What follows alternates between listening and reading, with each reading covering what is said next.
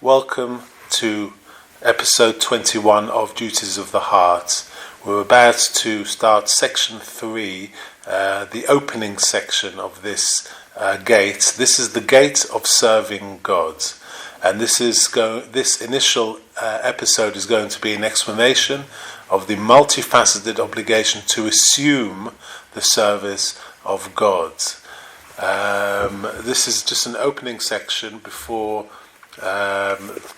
chapter 1. So Rabbi Bachya begins.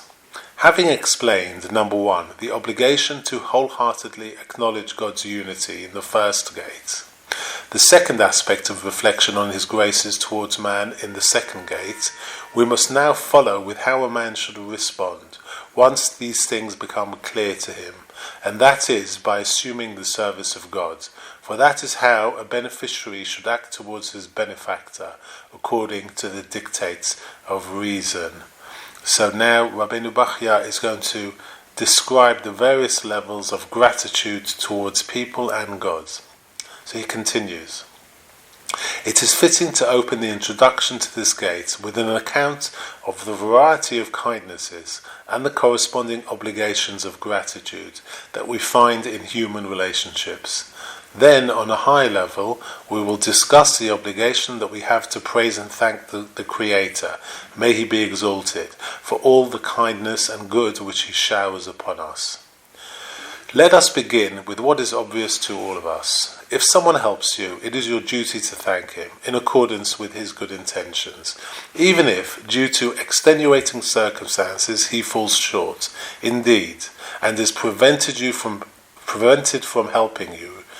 You nevertheless must thank him, since he has demonstrated his goodwill towards you and his desire to help you. On the other hand, if someone does you a favor unintentionally, you owe him no gratitude. When we reflect on the favors that men do for each other, we find that they fall into one of 5 categories. Number 1, the favors of a parent for his child. Number 2, of a master for his servant. Number 3, favors by the wealthy for the poor, in order to merit a spiritual reward. Number 4, those that one does for another in order to gain a good reputation, honor, and a worldly return. And number 5, favors done by the powerful for the weak, out of compassion and empathy. Let us now examine the motive of each one of these 5 kinds of benefactors. Is it purely the good of the beneficiary, or might there be an ulterior motive involved? First, the favors of a parent for his child. Clearly, a parent intends to further his own interests through the child. The child is part of the parent, who places great hopes in him. Observe how parents are more sensitive to the needs of their children in regards to food, drink and clothing, and in keeping them from harm's way, than to their own needs. They gladly put up with all the trouble and hard work that goes into providing the child with security. This is because parents, by nature, have been endowed with feelings of mercy and compassion for their children. Nevertheless, both the Torah and reason oblige the child to serve, honor and revere his parents, as it is written in Shemos 20:12, honor your father and your mother. And also Vayikra 19 verse 3, each person must revere his mother and his father. Also from Proverbs 1 verse 8, listen, my son, to the instructions of your father, and do not forsake the teaching of your mother. And also from Malachi chapter 1 verse 6, a son honors his father and the servant his master. The child is so obliged, even though his parents, in helping him, are driven by a force of nature. The good actually comes from God. The parent is only an agent. As for the favors of a master for his servant, it is obvious that his intention is to increase his profits by improving his investments. Furthermore, he needs the servant's services. He is motivated strictly by self-interest. Nevertheless, the Creator, may He be exalted, has obligated the servant to serve and thank his master, as it is written in Malachi, a son honors his father and a servant his master. He who is generous with the poor in order to secure a spiritual reward is like a merchant who acquires a great and enduring future pleasure in exchange for some small, fleeting and trifling good which he pays immediately. His sole intention is to adorn his own soul in the afterlife by employing the good that God has deposited with him, to give it to whomever is deserving. Still, it is widely accepted that it is fitting to thank him and praise him for his favour, even though his intention was to adorn his own soul in the afterlife. Nevertheless, gratitude is owed him, as it says in Job 29 verse 13, I received the blessing of the wretched, and also from Job 31 verse 20, if his loins did not bless me when he warmed himself with the fleece of my sheep. One who does a favour for another because he loves acclaim, honour and worldly return is like one who stores something with his friend or deposits money with him out of fear that he may need it later on. Although his motive in helping others is self-serving, praise and thanks are owed him for his favour. As King Solomon has said in Proverbs 19 verse 6, many court the favour of a generous man, and everyone is the friend of a man who gives. Also from Proverbs 18:16, he quotes, a man's gifts bring him prosperity and lead him into the presence of the great.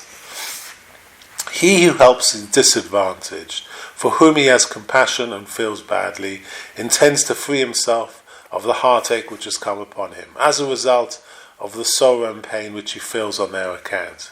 He is like someone who seeks relief from pain by putting to use the good which God has given him. Nevertheless, he does not go unthanked, as Job said in chapter 31, verse 19. If I have seen a wretched man with no clothes, a poor man with nothing to cover him, if his loins did not bless me when he warmed himself with the fleece of my sheep. We can see from what has been said that whenever a human being performs some good for the sake of another, he is always motivated, first and foremost, by some self-interest, to acquire for himself a beautiful adornment, in this world or the next, to relieve the sorrow of his soul, or to protect his investments. Nevertheless, this does not deny him the praise, gratitude, reverence and love and reward that are due him. This is so, even though the good which he dispenses is only on loan to him, and he is compelled to dispense it, as we have mentioned, even though his kindness is not constant, his generosity not lasting, his piety mixed with the intention to benefit himself or to avoid injury. How much then does a man owe service, praise and gratitude to the Creator of all good, the Creator of all those who have shown him good, whose goodness has no bounds, is perpetual and undying, and comes with no self-interest or desire to avoid injury, but is only grace and loving kindness towards all men. Now Rabbi Bachya is going to discuss the obligation to assume the service of God. And he continues, it should be noted that whenever one person helps another, in any of the relationships we have mentioned, the benefactor is in a superior position to that of the beneficiary only by force of accident. In their humanity and essential selves, however, they are much the same, similar to each other in essence, form, composition, image, nature, and many accidental properties. Nevertheless, the beneficiary owes his benefactor a debt of service, as we have stated. If we were to suppose that the beneficiary was seriously impaired and defective in his constitution, composition, and form, his obligation of service would be so much the greater. And if we were to suppose that the benefactor was the best and most perfect of all beings, while the beneficiary was the most defective of all beings and the weakest of all creatures, reason would insist that the service to the benefactor be increased to an infinite degree.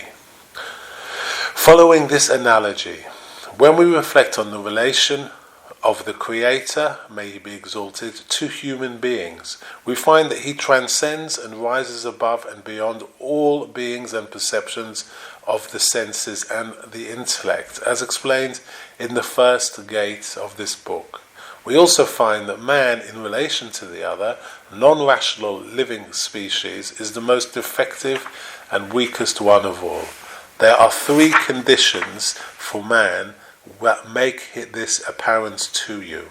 Number one, it is apparent from his infancy and early childhood, for we find that other species of living creatures are stronger than he is, better able to endure pain, more independent and less trouble for their parents to raise. It is apparent from the filth and foulness inside the human body, and from similar matter on its outside, when he neglects to wash and cleanse himself for a length of time. Also, when he dies, the smell is stronger than that of carcasses of all other creatures, and his excrement and other wastes are more offensive than that of other creatures. It is also apparent from a human being's helplessness when, as a result of injury to his brain, he loses the rational faculty through which God has granted him superiority over the other creatures which are not rational. For when this happens, he becomes more confused and misguided than all other creatures, and may inflict injury upon himself and even kill himself. We find that most creatures know by instinct how to secure their own welfare and display ingenuity in obtaining their own food, to a degree that cannot be matched by many highly intelligent human beings, not to speak of those who have lost their senses. When we concentrate our thoughts on the majesty of the Creator, may he be exalted, on his omnipotence, his wisdom and wealth, and then turn to the weaknesses and deficiency of man, his imperfection, dire need, and dependence on that which supplies his wants, when we reflect on the abounding favours and kindness which the Creator, may he be exalted, has showered upon him, and how he created him as he did with inherent limitations, man is dependent on and in need of that which secures his welfare, and he can attain it only by a great effort on his part.